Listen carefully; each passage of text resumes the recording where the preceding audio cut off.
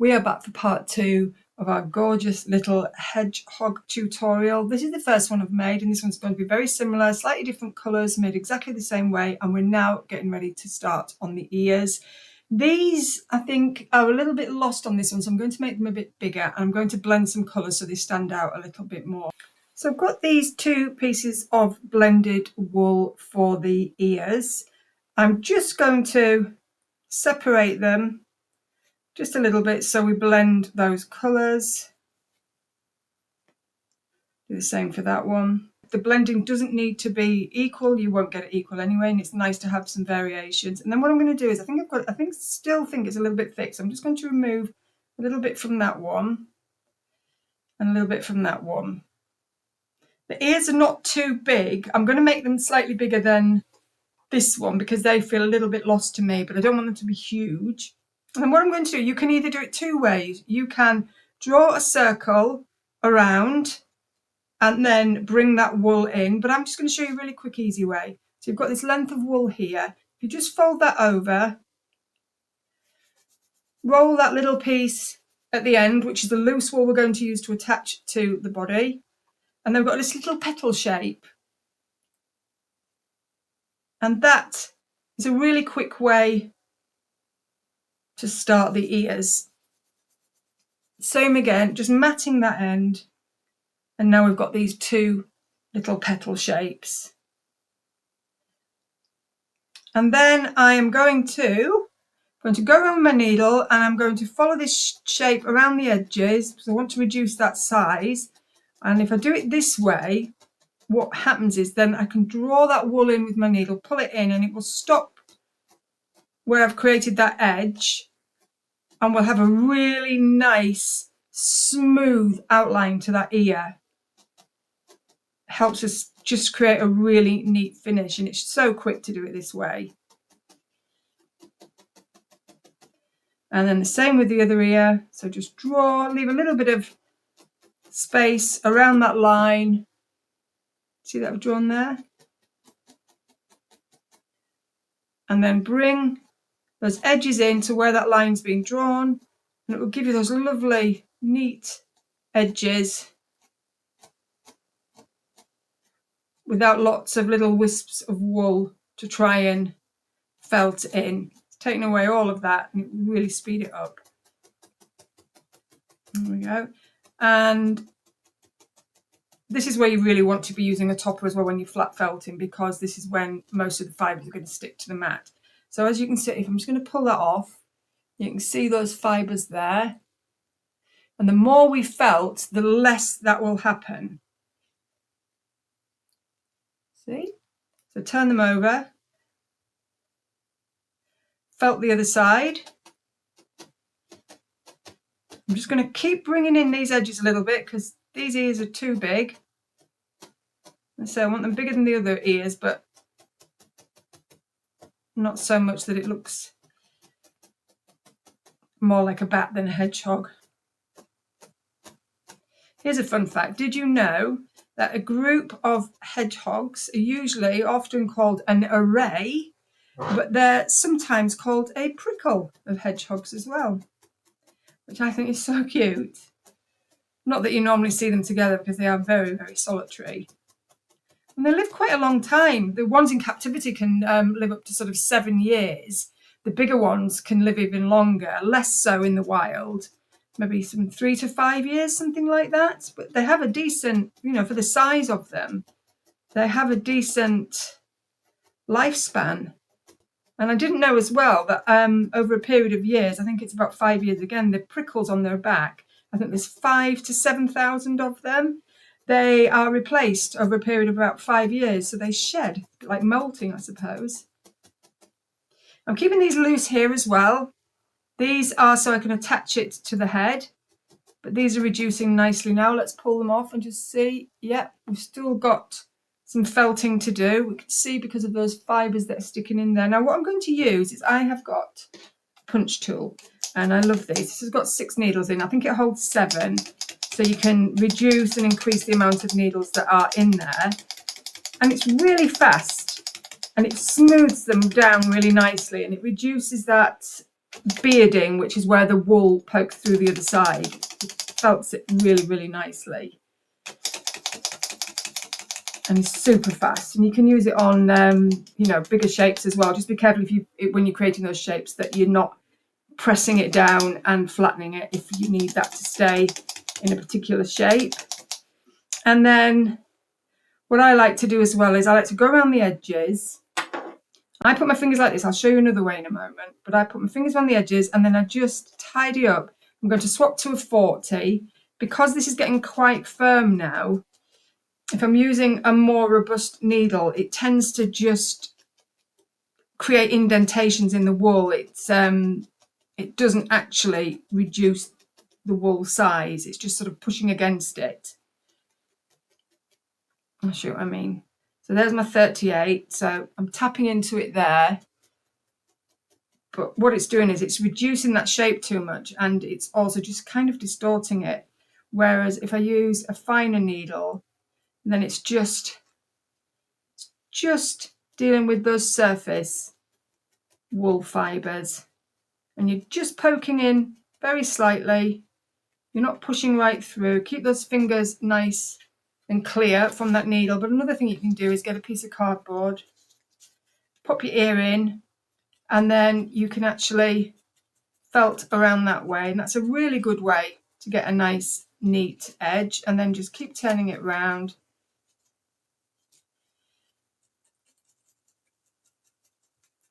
So you're firming up those edges, keeping your fingers safe. You're just poking very, very gently. Can you see I'm barely going through that top layer of wool? And come back to it again. Let's just keep reducing this size a little bit. Keep that needle flat. Keep your fingers away. Definitely advise finger guards for this type of for this part of the project.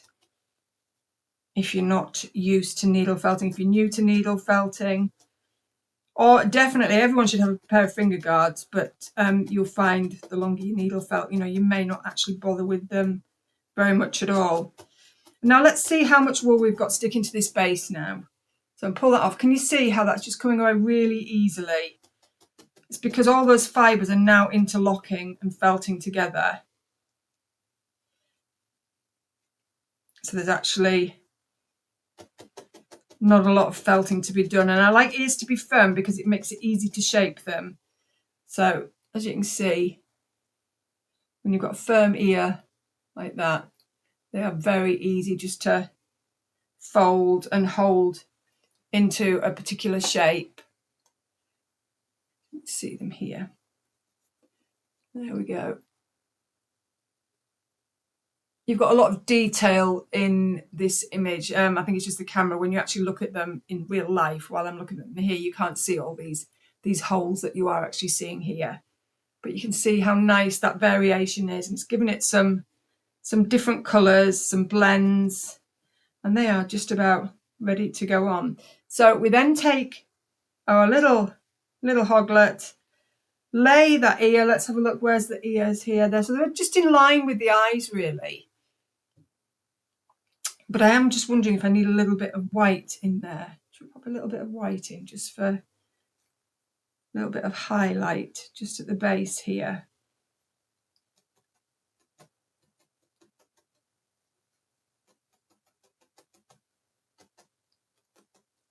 There we go. Didn't need it, but I thought, you know, add it anyway. Pop that in next to the eye, lay it flat. You've got this loose wool here. Felt that into the face. And as you do that, you'll see that ear starts to pop up. And if you want to reduce that ear as well, just poke through the wool. Let's get it tacked on nicely so it's firm. Turn it. Pull it back a little bit. It's going a little bit far down the side of the face there, which you didn't want. So just pull that up a little bit. And then once you're happy with the position, you can then really start to firmly felt that on. And if you work through the back like that, you will reduce. You can shorten the size of the ear.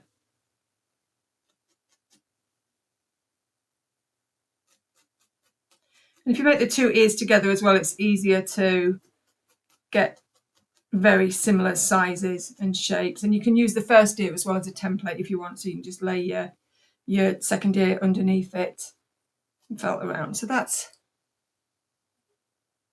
I think that's okay for size. Bigger than a hedgehog's would be, but I want it to be bigger because we're going to have a lot of detail going on, so I don't want them to get lost. Okay, and then I'm just going to put the other ear on, and then we'll start with some embellishments. So both the ears are now on, and I'm really happy with those. The only thing I've noticed is it looks a little bit untidy around here. It looks like we've sort of separated that head from the body again. And although I'm going to use a reverse felting needle on this, and I'll show you how that's going to look amazing later, I'm just going to pop a little bit of fresh wool around there just to tidy that up. Can you see what that does straight away?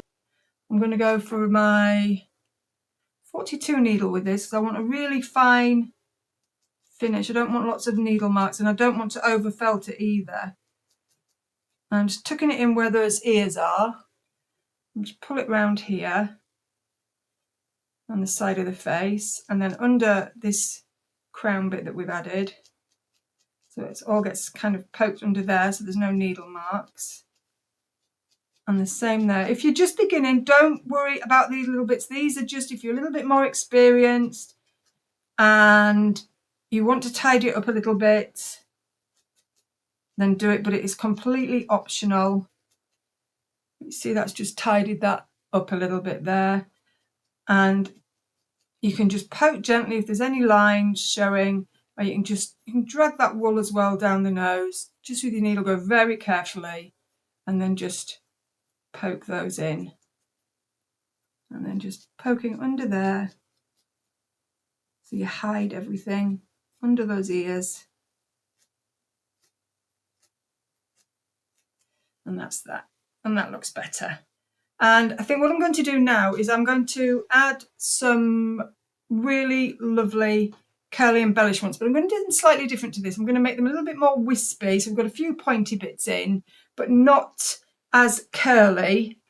Here I have some lovely curls. I've got some really nice grey. I've got some dyed wools. I've got lovely burgundy type red there, a brown, an orange, a green, which we're going to pop in just as a bit of highlight. But what I've done here is I've just taken this wool, really curly here. This is Scotland wool. So you take a piece off and then just run your fingers through one end just to fluff that up a little bit, really.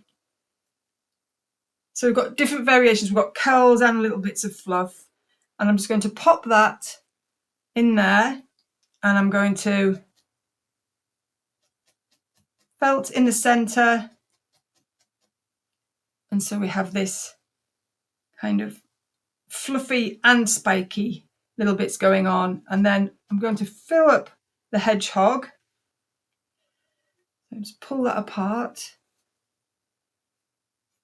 So we want these little fluffy bits here, which you often get at the end with curly locks. So I'm going to pop that there again. I'm going to go across the halfway mark, just felt a line, just so it holds. And then we've got these, pull any loose bits off, got these bits going on. That's going to work out really nice actually. So let's have a look here.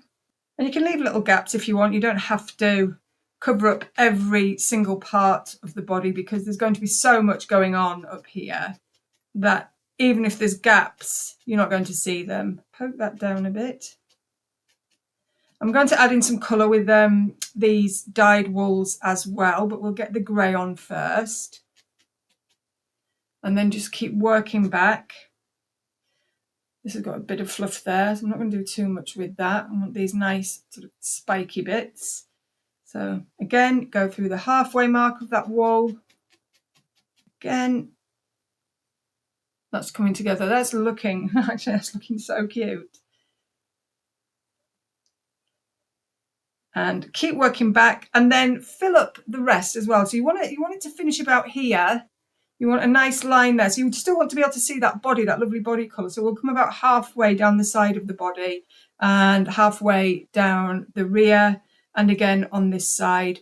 And then when we've done that, or whatever you've decided to use, we'll come back and I'll add these little bits of colour in. Now I have this beautiful Gotland curly locks, quite silky, popped around the hedgehog body. With this one I was a bit more gung-ho but used a lot more curl to them, but these I kind of just plonked them on and just felted them as they were.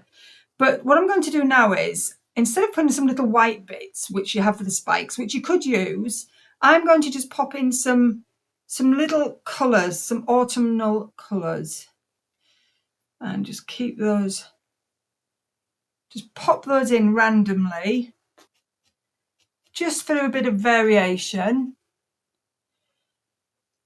I have an orange one here, so just go in and just pop those in, and it just adds a lovely bit of colour. I've got some burgundy here, pop that in there, a bit of just, oops, it's come detached. Need to felt a bit more. I use a finer felting needle for this rather than the 38 as well, because they just felt on a bit quicker with the 38. But can you see I've got these gorgeous autumnal colours happening, and I've got this sort of lovely, it's a brown, not chocolate brown, but it's just a really nice sort of subtle brown. And I think we'll just pop a bit there just at the front and a little bit here. And you can put on as little or as much as you want in whatever colours you want. If you just want to stick with the grey and the white, or just the grey, you could do. It's whatever you want to add or not add. You see, you just leave it at the grey if you wanted, and then you could strip it right back and cut it short. But I just love those curls. I just think they're beautiful. I'm going to have a little bit of burgundy at the front, just here.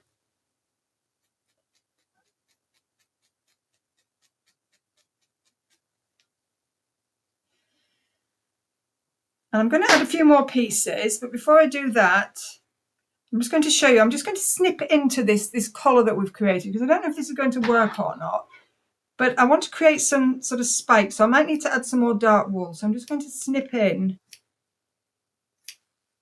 like so, and then just pull off any loose bits, and then just twizzle with my fingers. So I really want some nice looking spikes here. Ah, yeah, that's it. That's going to work, I think. Maybe do a little bit thinner, a few thinner strands here, one or two here. Just work down the side here a little bit, and then this side.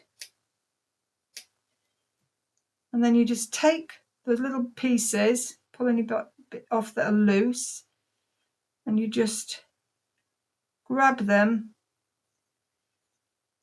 and twist them. So you've got this lovely little spiky effect at the front. And again, it's not something you have to do. You could just stick with one colour wool, the grey curls. You don't have to do any of this. You don't need to add the crown, but I just think it, I really like how that looks. I'm just going to trim these down a little bit. Might be a little bit long.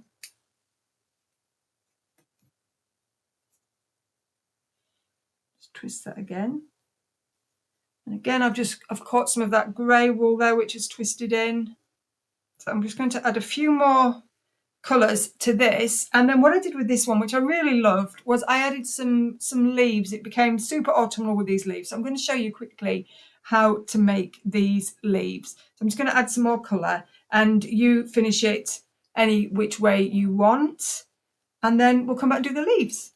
And before I start on the petals, the leaves, which are really, really easy to make, I'm just going to show you how, if you have a reverse felting needle how you can really soften this area here and give it a really sort of cute, fluffy finish. So this is a 40 reverse felting needle, and all this does is you poke it in and it pulls the wool out again. That's all it does.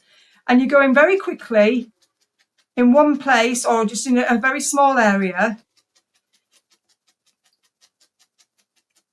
And you may not be able to see it from there. I'll change the angle in a moment. But just repeatedly doing this starts to fluff up that front just here, as you can see.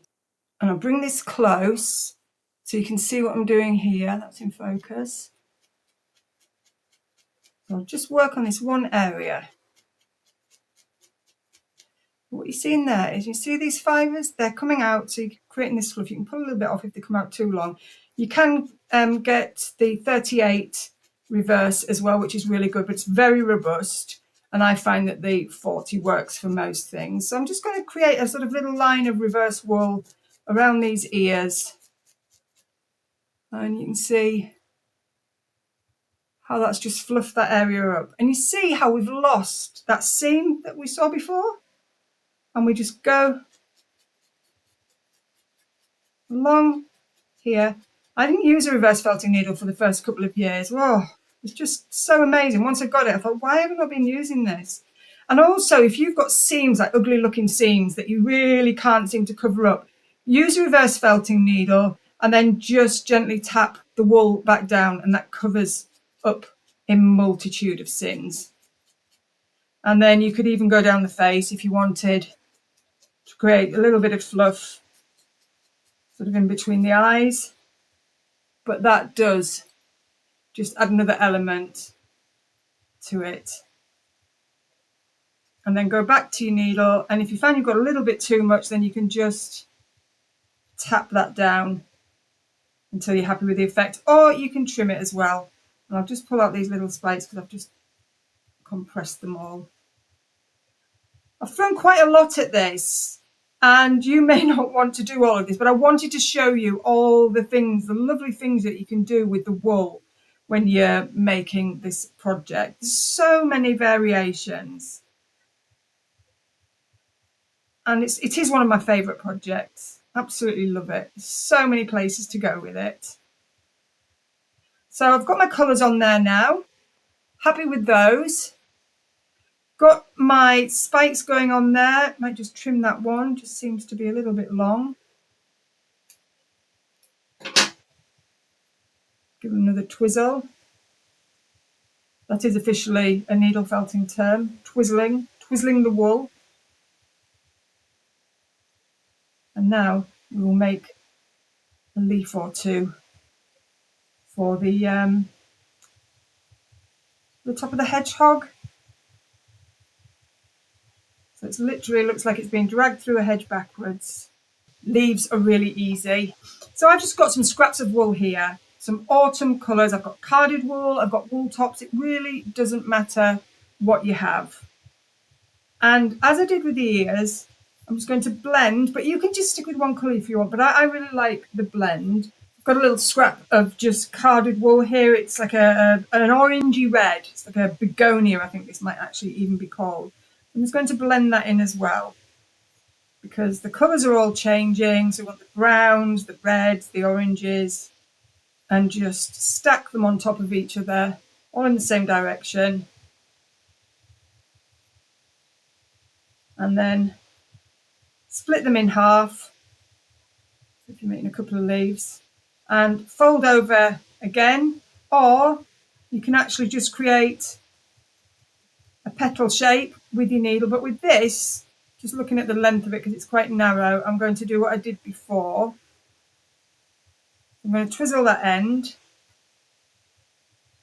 and that end is going to form the tip of the leaf. And then I'm just going to draw that line again,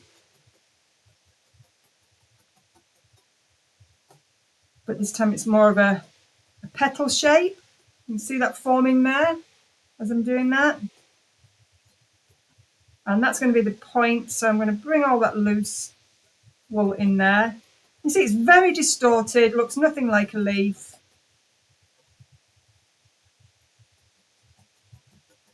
at the moment, but it will. You can see the very simple shape we've got going there. And then you pull it off the mat again. You can see there's a lot of loose wool in there still. Get these ends tucked in before I start felting anymore. And let's just go in with the punch tool just to speed it up for you.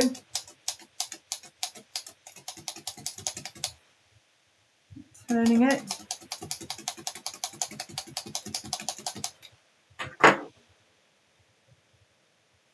And then bring these edges in. Just reduce the size a little bit, as we did with the ears. Very, very similar. In fact, when with most shapes like this is what you are going to be doing. Most of the time you're going to be shaping and then reducing and then shaping again.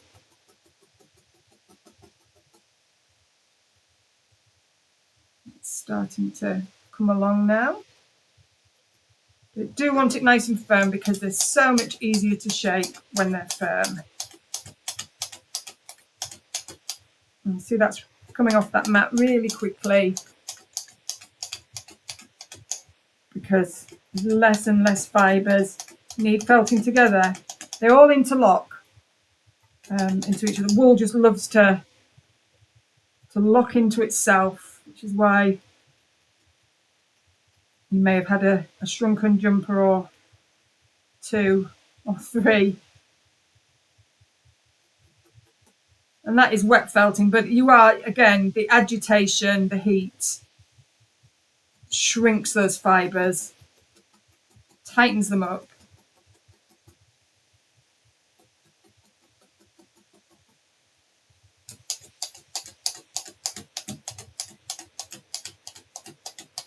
So you can see the shape that we're aiming for here. And those colours have blended together really nicely. That lovely burnt orange colour going on. Super. And now I want to shape this. I want more of a point here. So again, you have to be really careful with your fingers here, but I really want to work that wool in. And remember, again, as I said, these are extra embellishments. I'm throwing everything at this.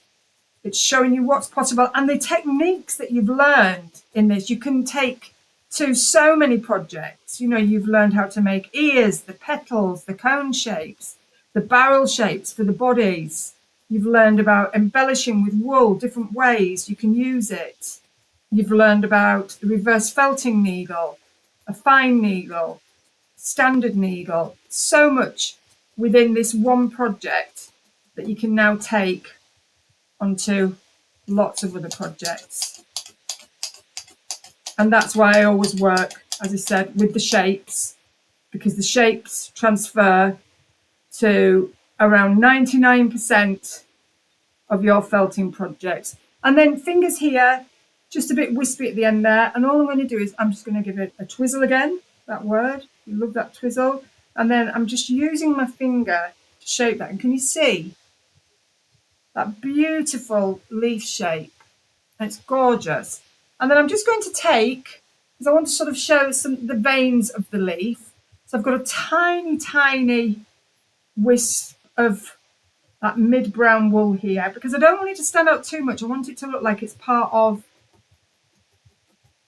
the leaf. I'm just going to pop that down the middle. And then a bit across there. Pull that out a little bit, lost that there. Pull it over. And it doesn't want to be even, it wants to be vary as it would with any other leaf. Just very thin pieces into the middle, hold those edges, and then you won't lose all of that wool. You bring that around to the other side if you want, and just put a few pokes in there. A few pokes in there. I've got a little bit of wispiness going on at the end here, so I'm just going to trim that because you felted it. Because it's not woven, it won't fray and come apart. And that is very quickly a very basic leaf shape, and I think that's pretty lovely myself. Gorgeous colours. There's blends, so just scraps of wool. And then what I'm going to do is I'm just going to pop it in here. Just a few pokes just to keep it in. And you've got that lovely leaf there. This one's got 3 on. I like to do things in odd numbers. So this one's got 3. This one's got this one here. So you feel free to add as many or as few as you want. I've got acorns. You can even pop a little acorn on. There's a video tutorial for that. So you can, anything you want. I mean, this hedgehog is like the kids' Christmas tree where everything just gets thrown at it. But it just shows you so many techniques, so many things you can do. And I absolutely love it. I hope you love it as much as I do. I hope you love them as much as I do. And I hope you've really enjoyed this tutorial. And all the links will be down below for anything that I've mentioned. And happy felting. Let's see what you make. Let me know. Let me know how you get on. Thanks so much.